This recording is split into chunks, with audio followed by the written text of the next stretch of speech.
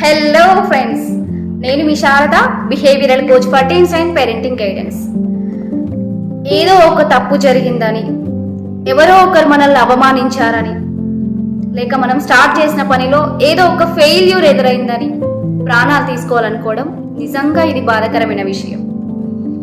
చిన్నపిల్లలైనా పెద్దవాళ్ళైనా తమ వేదనను భరించలేక చాలామంది చివరి అడుగులు వేస్తున్నారు. కానీ ఒక విషయం గుర్తుంచుకోండి, సమస్యలు అనేవి శాశ్వతం కాదు, కానీ మనం ప్రాణం పోతే అదే శాశ్వతం.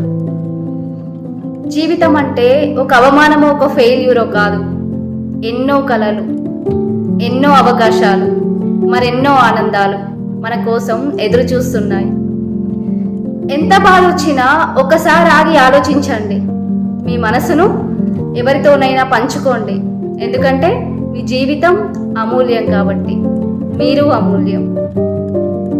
Thank you for watching more videos.